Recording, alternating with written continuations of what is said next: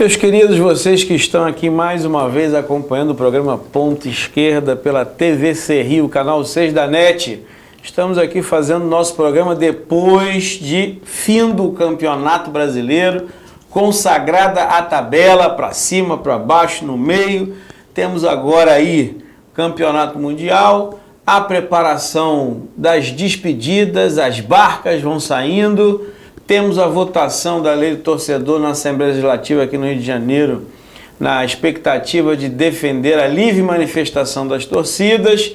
Vamos chegando ao final de 2019 e comemorando aí um ano glorioso para o futebol do Rio de Janeiro. Afinal, os 4 clubes estão garantidos na elite do futebol nacional em 2020 no Campeonato Brasileiro. Flamengo, campeão, Vasco, Sul-Americana, Fluminense e Botafogo estão mantidos ali na elite do futebol. Eu aqui, Guilhom, hoje nós vamos fazer um bate-papo rápido nesse programa, nessa reta finalzinho do ano, finalzinho de ano. Estamos pensando aí em fazer um chavescote com todo mundo que participou do programa esse ano, para a gente, né? Fazer uma festa de confraternização aqui gravada para todo mundo ver. Mas hoje nós vamos aqui nos comentários do futebol carioca avaliar o resultado e o que se apresenta de perspectiva aí para frente. E vamos receber também aqui, durante o programa, um representante do grupo Casaca, Sérgio, que é conselheiro do Clube de Regatas Vasco da Gama, que está com a notícia fresca aí dos últimos acontecimentos da novela, que está lá internamente, estatuto, eleição e tudo mais lá. Ele vai chegar aí, vai falar também sobre essa realidade do Vasco, para a gente já começar a futucar. Vamos futucar. Guilhom, flamenguista, tá feliz, tá até de ressaca até hoje, tá passando mal aqui, né? Flamenguista, campeão. Ansiedade, o ano pra gente não acabou ainda. O ano pro torcedor do Flamengo. Ele tá achando que vai ganhar do Liverpool. Ainda não acabou. Só para lembrar, o mando de campo, caso o Liverpool passe, é do Liverpool. Portanto, o Liverpool joga de camisa vermelha e nós jogaremos de camisa branca. Que legal. Assim isso significa o quê? Nada. Nada. Para supersticioso significa muita coisa. Para nós, rubro-negro, não significa absolutamente nada. Só um sinal de sorte.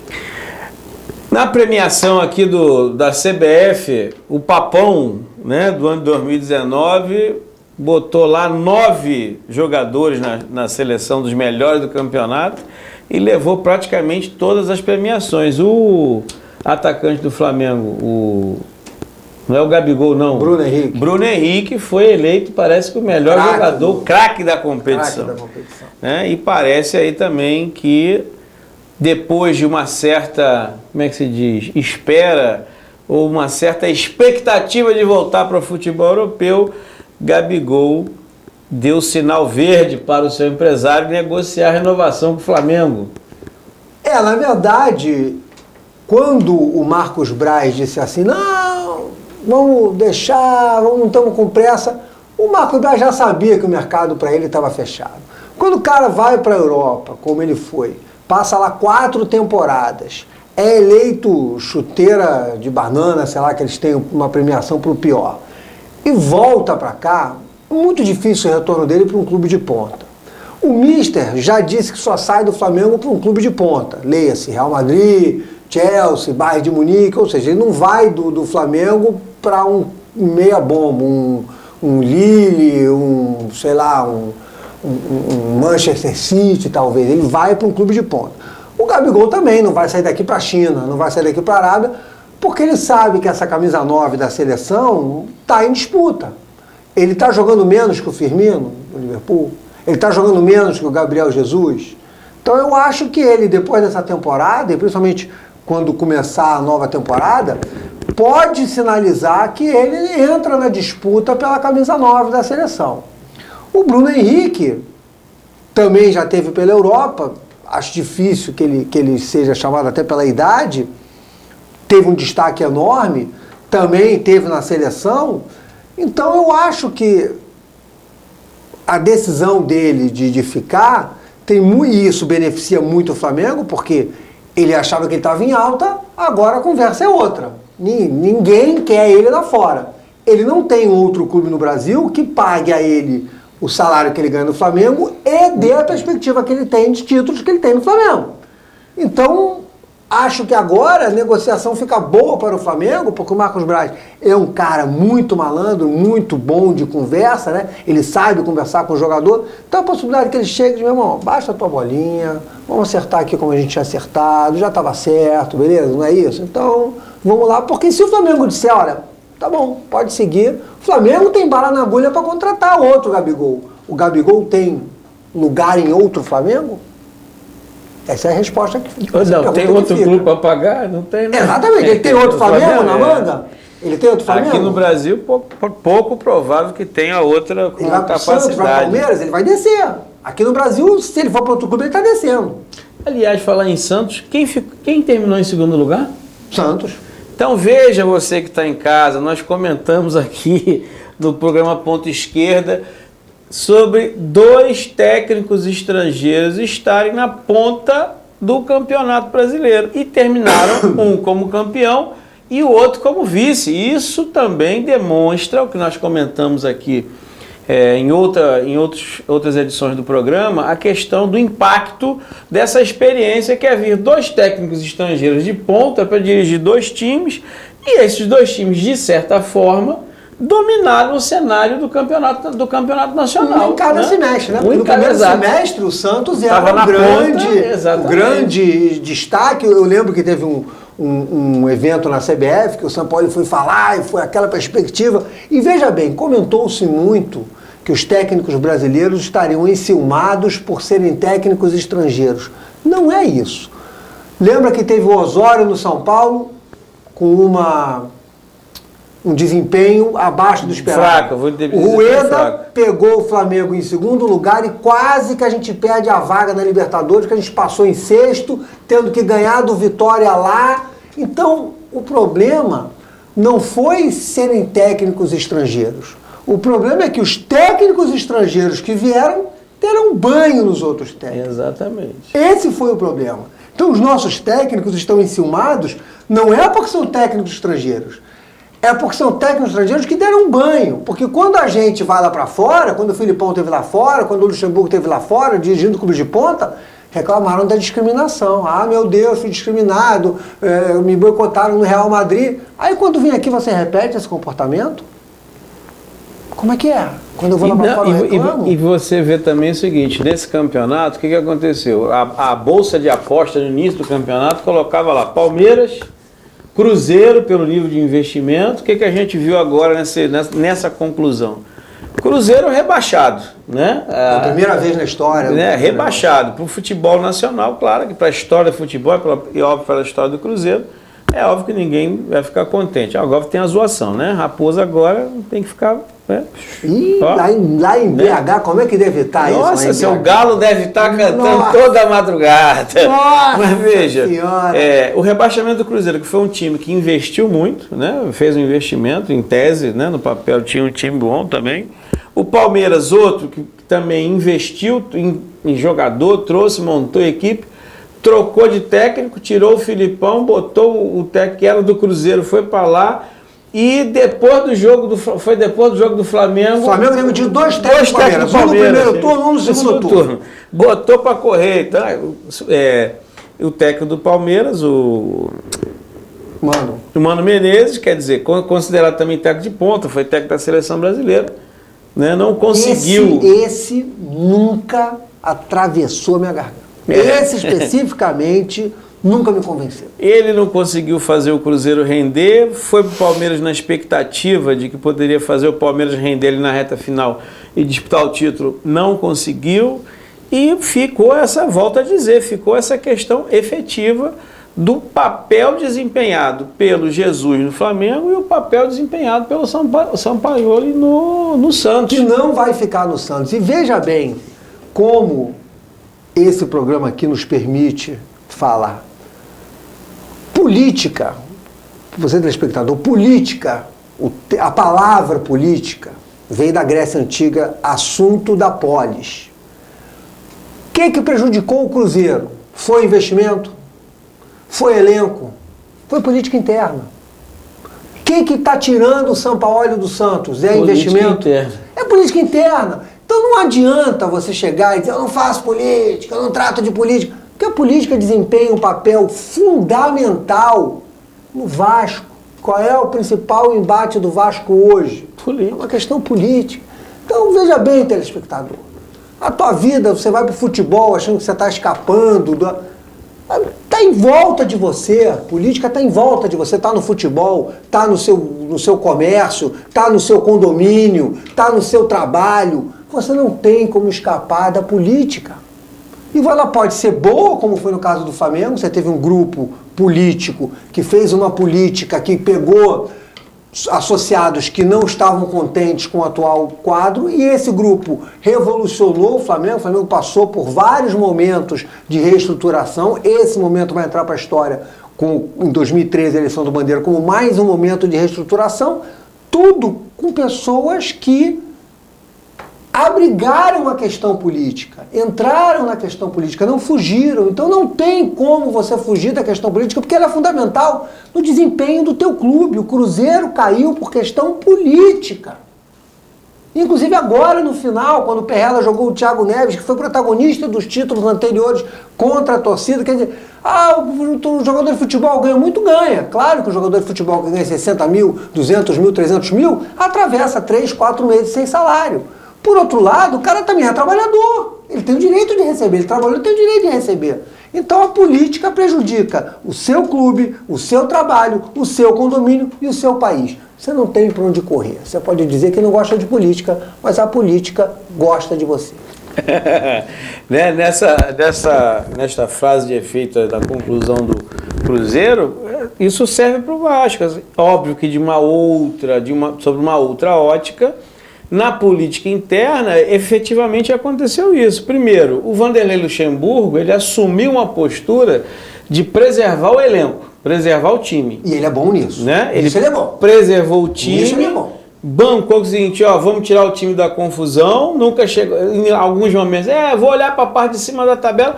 Mas é o seguinte, blindou o time, mesmo com atraso de salário, que estava atrasando aquela coisa, blinda o time, assumiu a responsabilidade, tocou o trabalho. Enquanto isso, estavam batendo cabeça na gestão do clube. Mas ainda assim, o que segurou ali a equipe, né?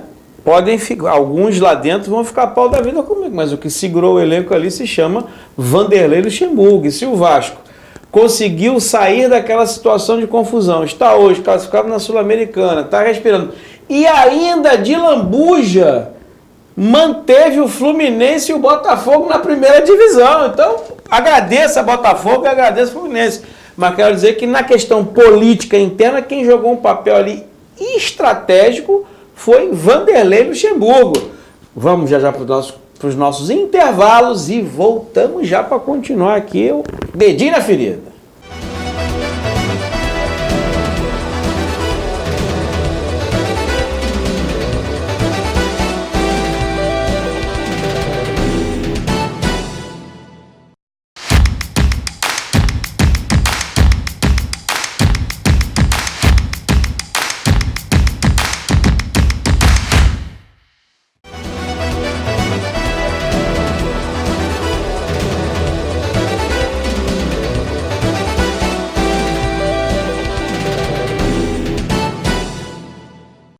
Voltamos aqui dos nossos intervalos rápidos, leves e fagueiros. Mas voltando ao nosso debate. Veja, quando a gente encerrou o próximo bloco, a gente estava falando essa questão da importância da política interna no clube e a influência disso no resultado, no desempenho e na competição nacional e em qualquer competição.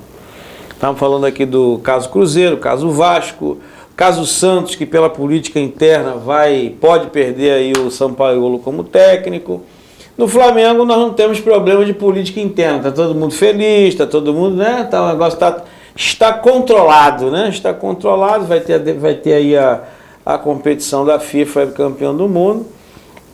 Óbvio que eu não vou ser aqui, não vou esconder, eu vou tapar o sol com a peneira, que é evidente que se o Flamengo conseguir ser campeão agora no final do ano, vencendo o Liverpool, que a expectativa é que a final seja Flamengo e Liverpool, essa é a expectativa. Se der Flamengo e Liverpool na final, se a final do Campeonato Brasileiro e da Libertadores já foi aquela mobilização, aquela comoção, vamos imaginar, fazer um exercício de imaginação se o Flamengo for campeão agora no final do ano em cima do Liverpool. Ou seja, vai ser 10 vezes maior aquilo que aconteceu ali, mesmo porque são aquelas coincidências históricas, né? Da última vez, agora, mas enfim. Mas o fato concreto é que esse resultado final do futebol brasileiro 2019, do Campeonato Brasileiro, esse desempenho do Flamengo, desencadeou um processo no Brasil, em outros clubes, e o mais, digamos assim, o mais notado e o de maior expressão até o momento foi a reação da torcida do Vasco com relação a um claro recado que a torcida deu à diretoria do Vasco, é o seguinte, não queremos ficar para trás, que a gente está se movimentando, estamos aqui apoiando, apoiamos o time, a torcida está demonstrando força, foi para dentro desse negócio da sócio-torcedor, é a primeira hoje do Brasil, está aí buscando chegar na primeira aí mundial de sócio-torcedor, já está acho que já passou de 170 mil torcedores, está querendo chegar na faixa dos 200 mil, mas esse movimento da torcida do Vasco não foi um movimento planejado pela direção do Vasco, muito pelo contrário. A diretoria está querendo surfar na onda, mas o movimento da torcida do Vasco foi um movimento nitidamente em resposta à avalanche flamenguista que teve no final que nós comentamos aqui, que desejaríamos uma reação dos clubes cariocas. Nós comentamos aqui que essa ascensão do Flamengo deveria ser seguida de uma reação da torcida. E eu concordo com você. Não é o carisma do presidente, não é a diretoria, foi a torcida abraçando o primeiro feixe de luz que foi lançado em direção a ela, dizendo, peraí, vamos lá, como é que os caras vão dominar aí o cenário nacional? E isso é muito bom. Isso é muito bom. Primeiro, isso reacendeu a velha polêmica aí no Facebook, tá o pessoal do Flamengo sacaneando o Vasco, o pessoal do Vasco dizendo, peraí, vocês não são do Festa na Favela? Como é que vocês estão falando aí que é só torcedor de pobre? Enfim, o final do ano não termina com um domínio, pelo menos nas redes sociais, do Flamengo. O Vasco ultrapassou e criou um fato. Criou um fato não. Independente do preço, temos mais só torcedores que vocês. E aí a resposta independente da polêmica ideológica que está havendo com esse possível investidor do clube do Vasco da Gama, que é o das empresas... O velho da Havan. O Havan, né? Está criando polêmica aí porque não tem identidade com a história do Vasco, as posturas dele, da empresa dele, não batem com a identidade e a história do Clube Regata Vasco da Gama. Mas veja... a torcida reagiu e imediatamente apareceu uma possibilidade. Nós vamos discutir essa possibilidade aqui, se ela é boa para o Vasco ou não. Mas a reação da torcida trouxe dois movimentos, que é isso que as pessoas têm que entender. Essa é a questão do Ava e a questão do BMG, que também veio abraçar a conclusão do CT.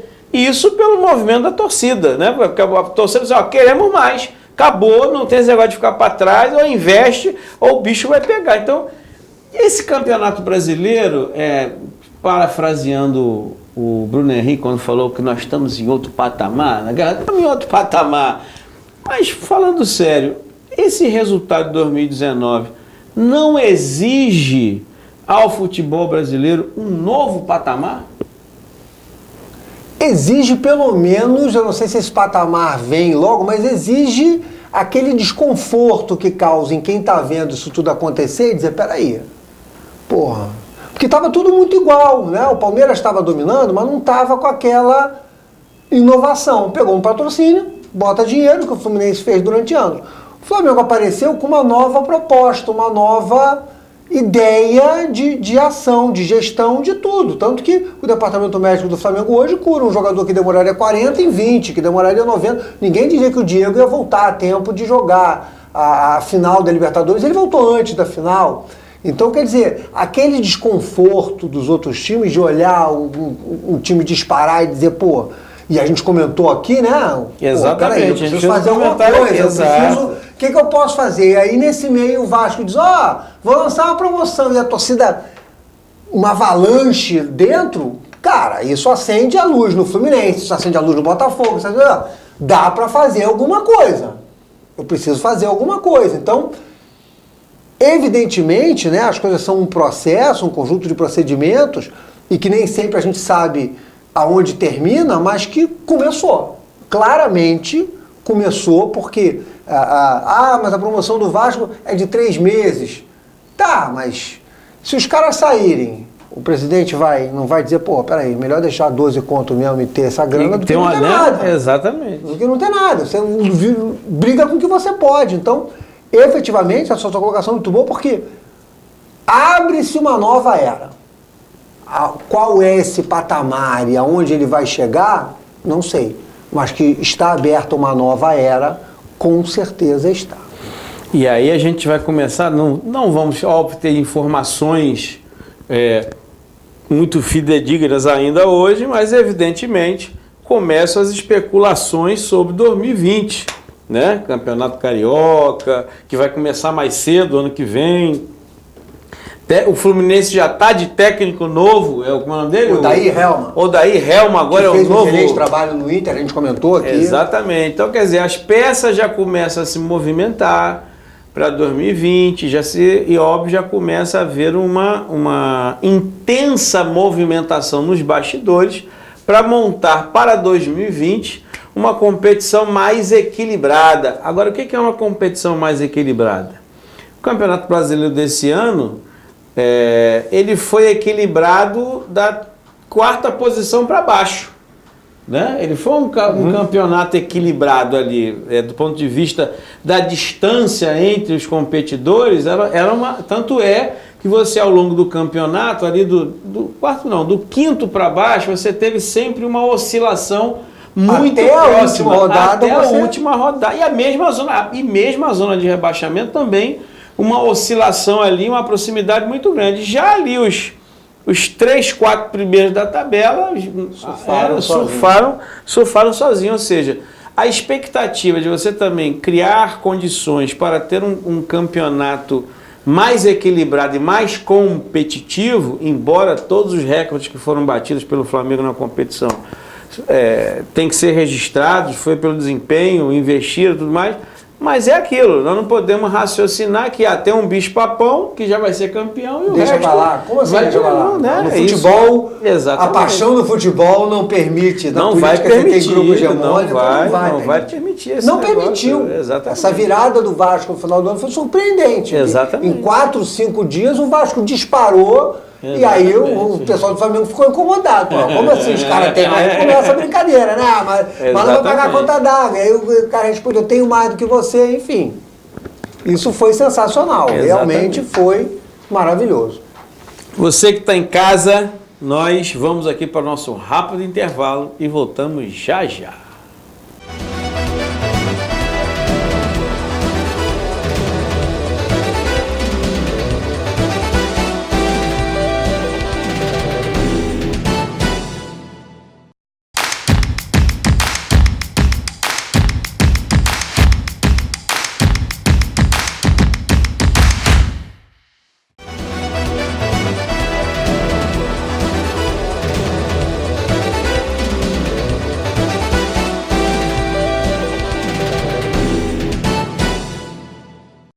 Voltamos do nosso intervalo e não podemos esquecer de lembrar a você. Se você estiver em casa, assista e tiver TV a cabo, assista pelo canal 6 da NET TVC Rio, sexta-feira, 11 horas da noite, é o dia que você acompanha o programa Ponta Esquerda. Mas se você estiver na rua, você pode acompanhar pelo seu celular. Baixa o aplicativo da TV, da TVC Rio, baixa o aplicativo no seu celular e você acompanha a grade da TV, toda a grade da TV, lembrando que o programa vai ao ar toda sexta-feira às 11 horas da noite. Se você quiser acompanhar pelo YouTube, nós temos lá o programa Ponta Esquerda também no canal do YouTube para você ver os programas para trás e o novo que está indo ao ar. E além disso, você pode também pela internet, www.tvcomunitaria.rio, você também acompanha a TV. E no Twitter, nós também temos o Twitter Esquerda Ponta, que você pode ir lá participar, dando as suas sugestões, suas opiniões, participando. Para o ano que vem nós estamos preparando aí uma mistura mais densa com as redes sociais para você participar ao vivo do programa. Nesse bloco nós já estamos recebendo a visita aqui do Sérgio Frias, Sérgio Frias, conselheiro benemérito do Clube de Regatas Vasco da Gama, que vem aqui soltar a língua também. O Vasco da Gama está em processo eleitoral, mas tem muita coisa para falar aqui, é só o primeiro que está vindo. No outro bloco a gente estava falando aqui sobre o resultado do Campeonato Brasileiro e o impacto dessa avalanche, né, que tomou conta aqui no Brasil e que um dos elementos que nós estávamos comentando aqui foi a resposta que a torcida do Vasco deu, por exemplo, dando um claro sinal para a diretoria do Vasco, seguinte, do jeito que tá não dá não, os caras estão lá, nós estamos aqui apoiando, estamos demonstrando força, estamos reagindo, mas vocês têm que se coçar aí, porque senão o negócio vai ficar feio. A gente estava exatamente comentando esse é um ponto que a gente estava comentando aqui no outro bloco. O outro ponto foi o seguinte, pouca gente está comentando, mas o primeiro lugar, técnico estrangeiro, Jesus. Segundo lugar, técnico estrangeiro, São Paulo, né? São Paulo. E os outros técnicos de ponta, o Mano Menezes começou no Cruzeiro, que era uma expectativa, foi demitido, foi para o Palmeiras. No Palmeiras não conseguiu deslanchar o Palmeiras. E outra, né? Por coincidência ou não, no Cruzeiro foi demitido o Filipão foi demitido na primeira derrota do Palmeiras para o Flamengo. E agora, no segundo turno, o técnico do Palmeiras é demitido também numa derrota para o Flamengo também. Coincidência do futebol para a gente gostar, fazer uma piadinha. Sérgio Frias, seja bem-vindo aí, pode começar a soltar a língua para a gente esquentar o tamborim. Muito bem. Boa noite, Guilhom, boa noite, Madureira. Prazer estar aqui com vocês para debatermos sobre futebol carioca, futebol brasileiro. Essa questão inerente aos técnicos estrangeiros, ela se dá pelo fato de que o Brasil tem realmente uma deficiência de atraso no que diz respeito a você ter a forma de visão do contexto do futebol, não só da Europa, como dos principais pontos em que você observa os times jogando um futebol muito mais compacto, com muito mais responsabilidade, com muito mais praticidade e, ao mesmo tempo, com a eterna busca de diminuição de espaço para o adversário.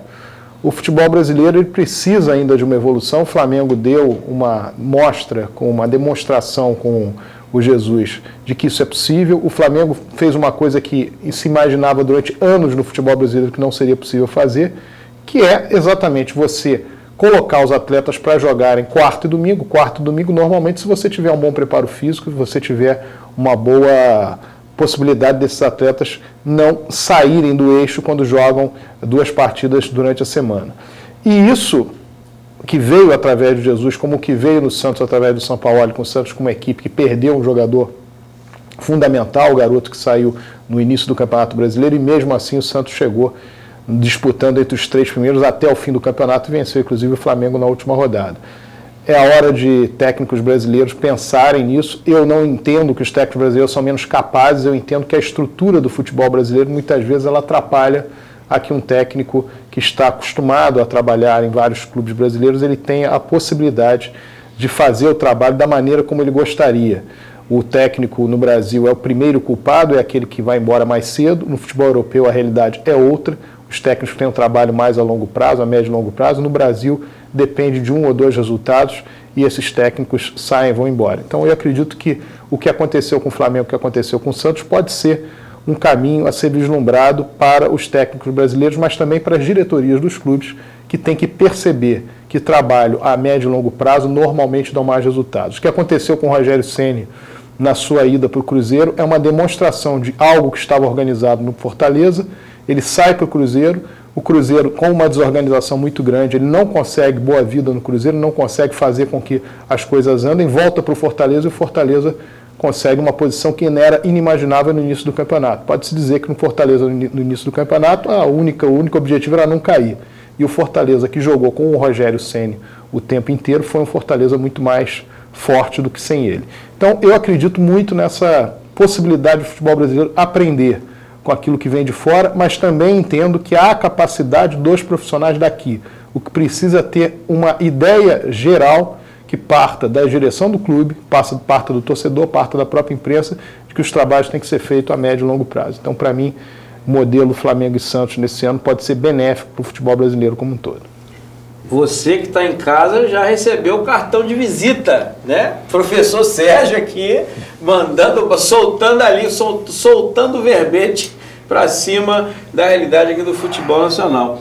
Eu estava falando com o Guilhão aqui, que o ano 2019 ainda não terminou, né? O Flamengo aí tem a esperança de repetir décadas atrás e atropelar o Liverpool lá na campeonato da FIFA. E que isso ainda poderia ser um segundo momento de avalanche, né? Porque é essa expectativa toda que está colocada, mas essa mexida, né, efetivamente na estrutura do futebol brasileiro. Algumas coisas já estão sendo postas aí. Mas tem um detalhe, que até vou jogar também para o Guilhão aqui, que eu acho que é bom a gente desenvolver melhor. Essa questão da torcida, a torcida do Vasco deu uma demonstração assim, cabal de que precisa ter mudança, né? Foi a torcida que mais chamou atenção, se organizou, se mobilizou e deu um claro recado para os cartolas, como gosta de ser dito.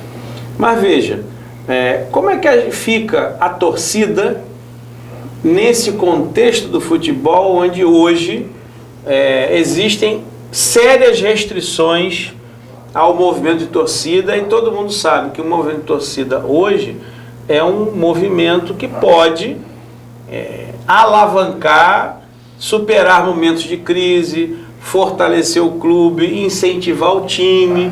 Nós tivemos o episódio agora de ontem, foi ontem, anteontem, se eu não estou enganado, a Assembleia Legislativa do Rio de Janeiro votou aí um projeto para garantir a liberdade de expressão das torcidas nos estádios, né, que estavam proibidas, tudo.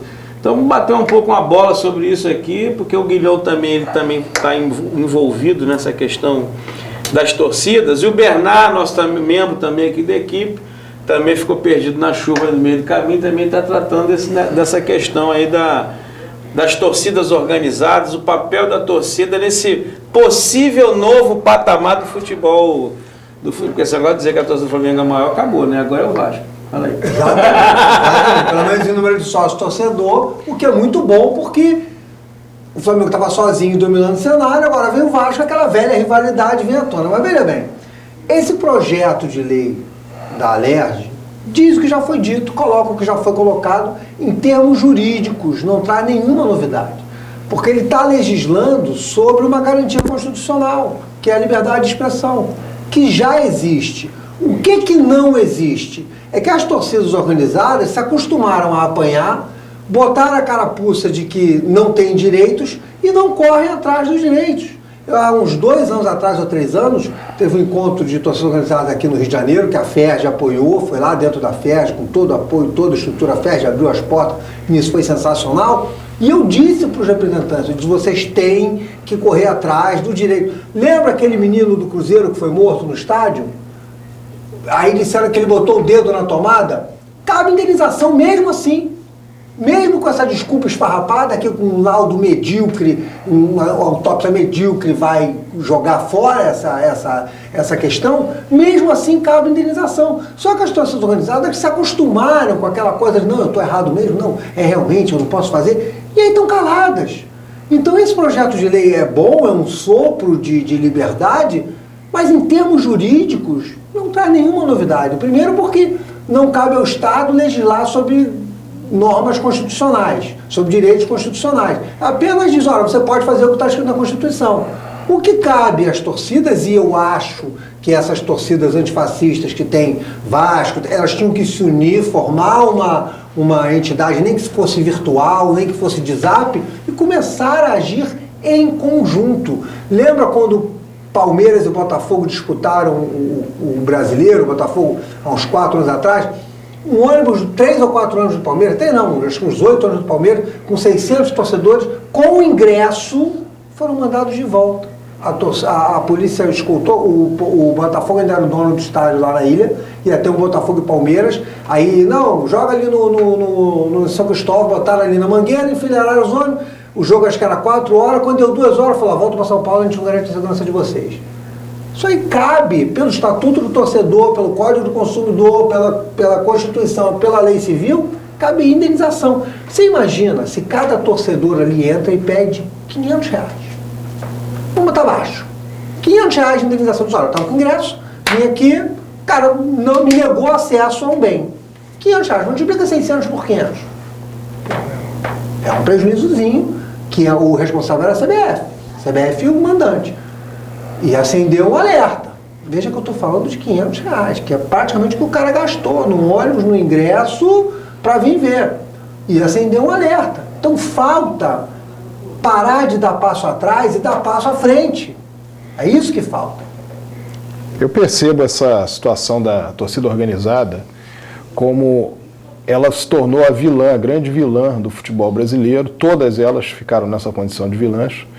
E é claro que houve problemas em determinado momento, houve problemas com relação à violência, houve problemas com relação a ingressos, mas de fato elas têm o direito, elas têm a beleza do futebol no estádio, ela muitas vezes pautada pela própria torcida organizada dos clubes. Eu particularmente sou favorável a que as torcidas organizadas tenham voz e torcidas organizadas tenham a possibilidade de fazer essa festa no futebol brasileiro, fundamentalmente no que nós dizemos no futebol carioca. Acho um absurdo o que acontece em outros estados, em que você tem a torcida única. Isso é uma demanda do poder público. O poder público tem a obrigação de fazer com que haja a possibilidade de haver 2 torcidas no estádio. Isso demonstra uma falência do Estado no que diz respeito à segurança, porque se há um problema, você pode até observar onde está o problema. Você tem a possibilidade hoje de câmeras, de várias formas de você inibir isso. Agora, se você já parte de uma premissa de que a torcida organizada é o mal do futebol e você reverbera isso é falado na mídia o tempo todo, acaba virando uma verdade, e aí o chamado justo paga pelo pecador, ou seja, uma pequena parte acaba influenciando a que você faça um grande movimento contra as torcidas organizadas. Nós todos que acompanhamos futebol há mais tempo sabemos da importância que tem as torcidas organizadas para que os clubes obtenham sucesso em campo. As torcidas do Vasco, do Flamengo, do Fluminense, do Botafogo, Palmeiras, São Paulo, Corinthians, Santos, Atlético, Cruzeiro, Grêmio Internacional, Atlético Paranaense, Coritiba, Bahia, Vitória, quaisquer clubes do Brasil que tenham torcidas organizadas, essas torcidas levam o clube muitas vezes a vitórias, muitas vezes a conquistas. Eu, como não tive no outro bloco, vou fazer aqui um pequeno parênteses em relação a esse movimento feito pela torcida do Vasco, que aí não é um movimento de torcida organizada, nem foi um movimento organizado, foi um movimento descentralizado, o que torna mais emblemático ainda a paixão do torcedor vascaíno no que tange a uma desproporcionalidade que ele vê hoje na relação com o seu principal rival, que é o Flamengo.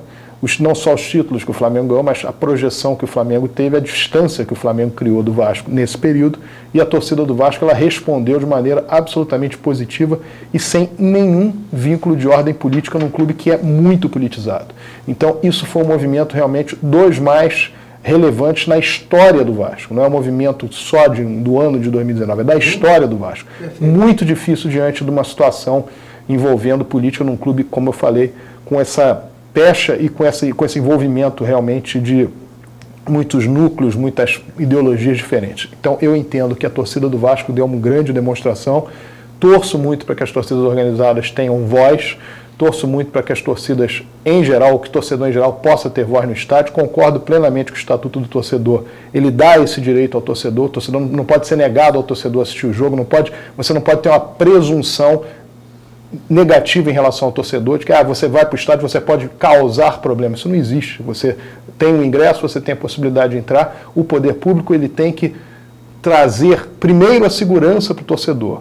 E depois, se houver algum problema, ele usa o poder de polícia dentro de uma razoabilidade. É isso que tem que ser feito. Então, concordo com a tua visão e acho que o Vasco deu uma grande demonstração através da sua torcida no que diz respeito a essa campanha de sócios. Então, você que está em casa já sabe que, em perspectiva, 2020 a língua aqui vai ser mais solta do que você imagina, né? Porque o Sérgio aqui, além de ser vascaíno roxo, que nem eu, também é professor e mexe também nessa área de comunicação e futebol. E vai trazer aí alguns jovens da área para contribuir aqui nessa reflexão livre e solta. Vamos para os nossos intervalos e voltamos já já.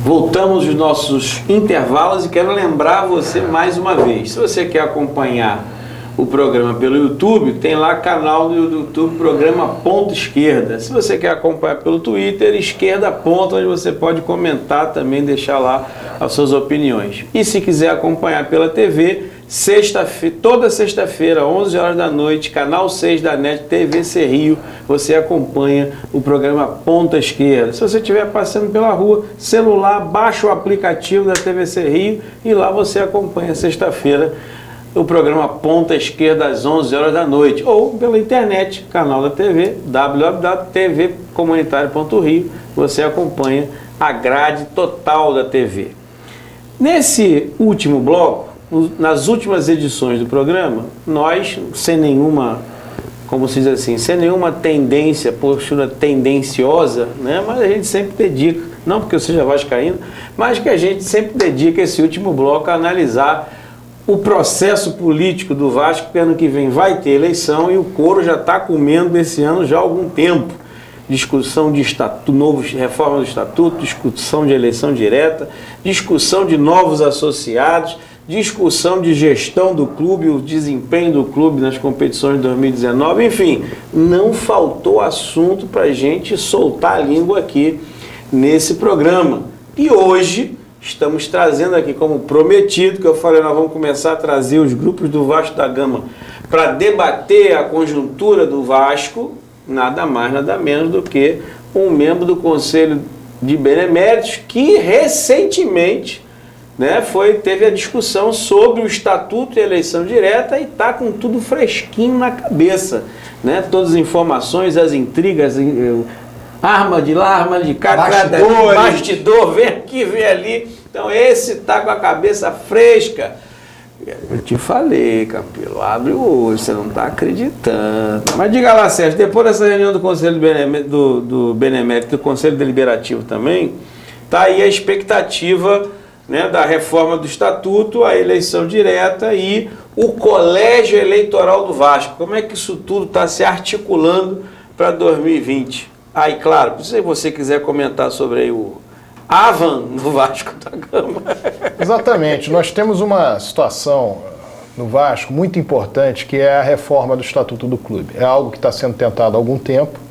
No início dessa gestão foi criada uma comissão de reforma do Estatuto. Parou durante algum tempo entre o ano passado e esse ano, retornou. A possibilidade das eleições diretas criou um novo fomento para novas discussões.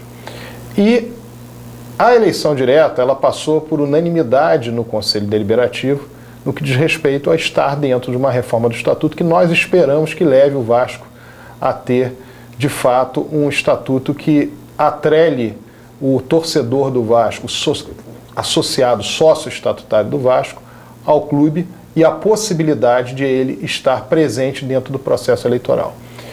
Havia uma preocupação muito grande de nossa parte, eu faço parte do Casaca, que é um grupo político do Vasco, e havia uma grande preocupação no que diz respeito ao tempo de associação para voto.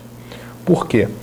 Porque no novo estatuto está escrito que o associado, o sócio estatutário do Vasco, ele terá 3 anos de carência para poder votar. Na proposta, né? Não na proposta do novo estatuto. E no nosso entendimento, esse tempo de carência, ele acaba fazendo com que o colégio eleitoral ele fique muito pouco mexido ao longo de entre uma eleição e outra. Por exemplo, no ano que vem, em 2020, você vai ter uma lista de aptos a votar. Se a carência for de 3 anos, a lista de 2023 vai ser rigorosamente igual, independentemente se um associado entra no Vasco em 2021, em 2022 ou no próprio ano de 2023. Então, o associado que entrar em 2021 e 2022, ele vota só em 2026. Isso, normalmente, faz com que perca um pouco o interesse o associado do Vasco de fazer parte desse processo eleitoral. Porque ele pode ficar na condição de sócio-torcedor, tendo seu desconto para ir aos jogos, que é essa campanha que foi feita recentemente, sócio-torcedores, mas pensar, eu vou participar da vida política do clube, mas é só daqui a 5 anos, é só daqui a 4 anos, isso inibe. Então o estatuto atual do Vasco, antes da reforma, ele prevê que o associado tenha que ter 1 ano da data da marcação das eleições, que na prática dá 1 ano e 3 meses, 1 ano e 2 meses do dia das eleições. Ele paga 15, 16, 17 mensalidades para votar, o que não é pouco. Ele, de alguma maneira, ele fica entrelaçado com o clube. Então, isso faz com que haja uma oxigenação do quadro social do Vasco a cada 3 anos, possibilite que tenha um grande debate, um maior debate entre grupos políticos, entre a administração, quem é opositor a ela, novas junções, do que se você traz para o processo eleitoral uma lista que é mais ou menos a mesma. Ou seja, quem ganha uma eleição dificilmente perde a outra, porque a lista ela praticamente não é mexida. E uma outra preocupação que nós tivemos, o Vasco é um clube eminentemente popular. Então, houve a ideia nesse estatuto de se acabar com uma categoria de sócio que se chama sócio geral, que ela existe no Vasco desde 1900, ou seja, ela existe no Vasco há 119 anos. É uma categoria que em determinado momento ela custou até mais caro do que o sócio proprietário, o sócio patrimonial, e depois ela se tornou realmente uma categoria francamente popular. Ou seja, você hoje, para ter uma ideia, você hoje, o quadro social do Vasco, você tem 2 possibilidades de entrar. Você entra como sócio proprietário, paga R$ 2.500. Você entra como sócio geral, paga R$ 750. É a oportunidade que você dá para esse vascaíno que quer participar do processo político, mas não tão abastado, de fazer parte efetivamente disso. Então, a proposta que nós fizemos de emenda para o Estatuto, além da manutenção de 1 ano que eu falei agora há pouco e não 3 anos, é que se você acabar com a categoria sócio geral, que a princípio nós somos contra, que o sócio proprietário não possa ter um custo maior do que 1 salário mínimo para que a pessoa entre para sócio proprietário do Vasco.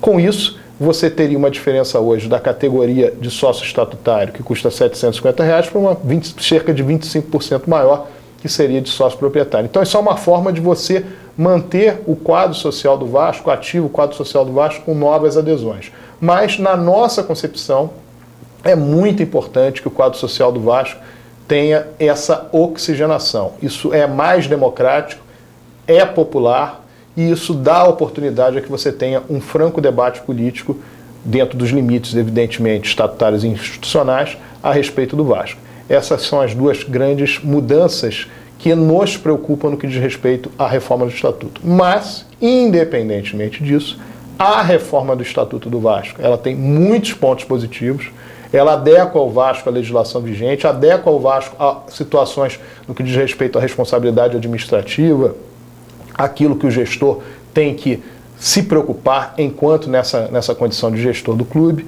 Há uma série de quesitos que tornam o Vasco muito mais dinâmico com seus poderes no que diz respeito às devidas pessoas nos seus devidos lugares, fazendo com que o clube de fato tenha uma harmonia melhor e uma possibilidade maior de crescimento.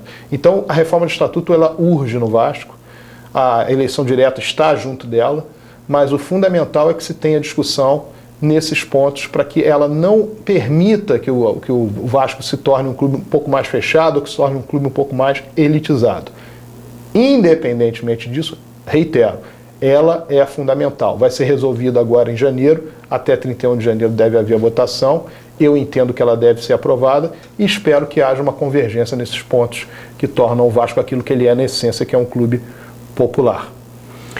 Eu estou sentindo o Sérgio assim, meio cheio de dedos para tratar do assunto. Ele não está acostumado. Ele não está ainda acostumado com o ambiente. Ele está assim, ali, tangenciando, sendo, né, ali no meio, ele quer dizer assim, por estar ali, né, está sendo delicado, né? Mas eu ainda não falei da lista de sócios. Estou só falando, por enquanto, da questão da associação. Só a questão da associação.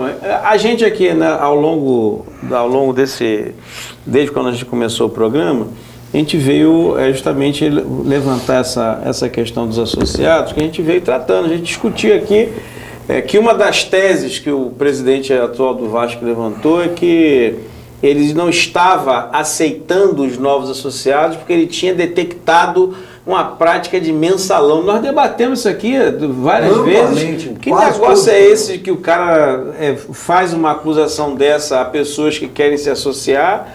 E também tem uma visão,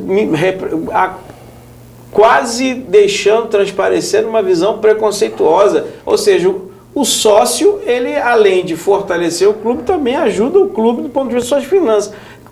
O que está em jogo aí desse negócio? Não, uma coisa tem relação com a outra. Quando você tem a proposta de reforma estatutária para transformar em 3 anos a carência, ela se dá porque foi criado de fora para dentro do Vasco e absorvido por alguns setores do clube, inclusive pelo próprio presidente do clube de forma óbvia, como aconteceu nesse ano, de que essa associação com um ano e pouco para que se vote, ela vai fazer com que haja um ato de uma grande adesão baseado em votar num candidato A ou B.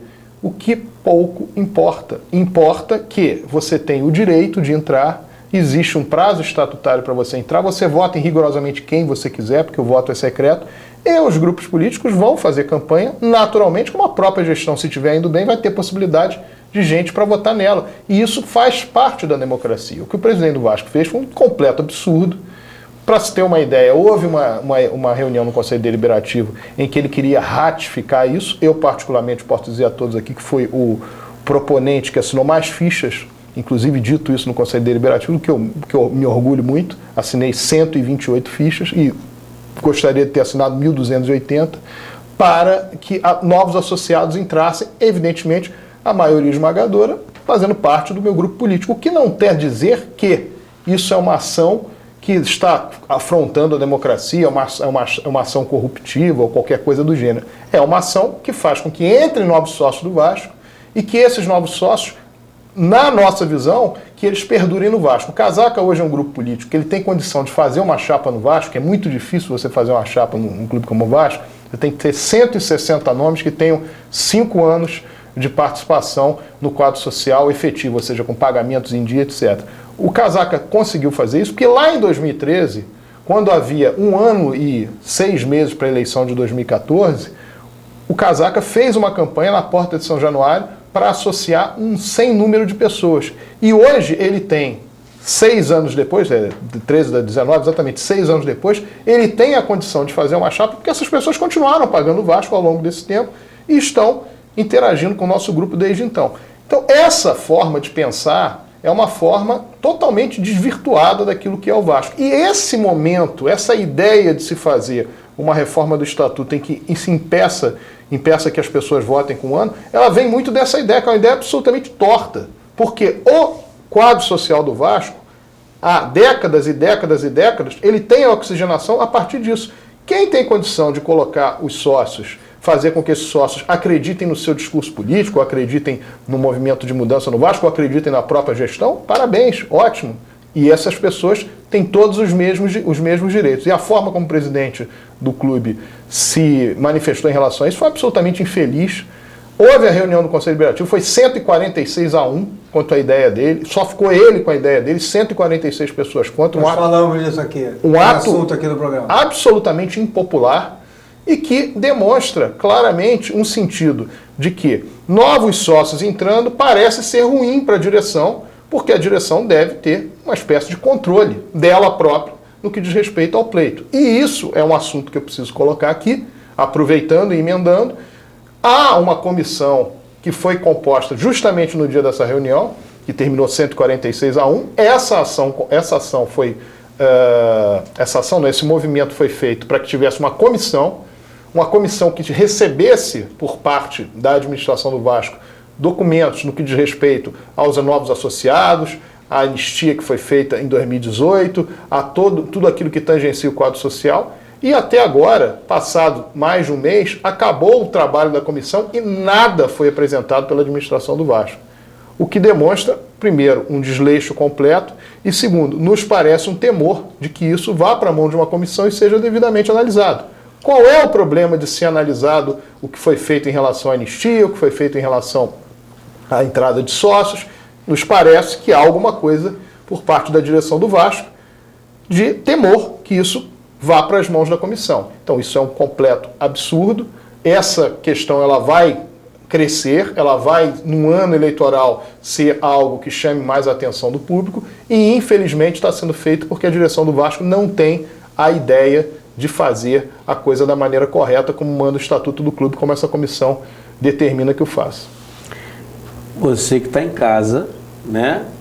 A gente vai perdoar o nosso convidado, que ele ainda está caminhando meio tucano, pisando em ovos, né? Porque a gente esculhambou o presidente do Vasco quando tomou essa atitude e vinha tomando uma atrás da outra, né? Assim, era uma cambalhota atrás da outra.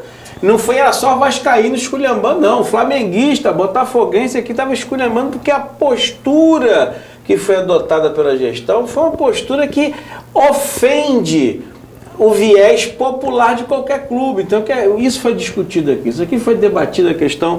A gente quer mais ter gente entrando nos clubes, a gente quer mais ter gente participando dos clubes. Atribui-se ao Milor Fernandes uma frase que: quando eu mando em você, democracia. Quando você manda em mim, é ditadura. Então, quando o meu grupo está no poder, não, vamos lá, tudo é lindo. Agora, quando o seu grupo começa a ligar, o cara tá manobrando aí, o cara tá jogando sujo. Quer dizer, quando eu tô ganhando, tá bom, quando você tá ganhando, tá ruim. Aí fica complicado, né? Exatamente isso. Meus queridos, vocês que estão em casa, hoje, provavelmente, é o último programa do ano. Estamos já preparando para ano que vem.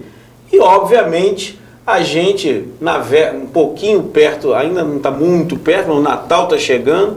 Todos nós aqui queremos desejar Feliz Natal, uma noite maravilhosa, mas todo mundo com certeza quer pedir para Papai Noel que 2020, todo mundo quer pedir para Papai Noel que 2020, né não?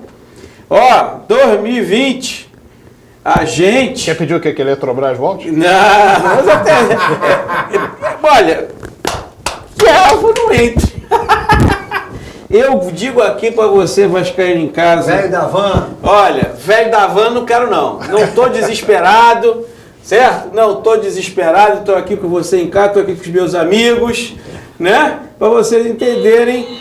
Um Feliz Natal para vocês, que o Vasco da Gama cresça, se fortaleça, que o Botafogo Fluminense também agradeça ao Vasco da Gama estar na primeira divisão, fortaleça seus times, todos estarão aqui ano que vem também participando e que 2020 o Rio de Janeiro mostre que é o berço do futebol, da alegria e da zoação. Secador ligado em dezembro, hein? Secador ligado em dezembro. Vamos secar. E Força América e Bangu também, porque aqui o futebol carioca tem América e Bangu. Feliz Natal para todo mundo, gente. Até ano que vem. Casaca! Casaca!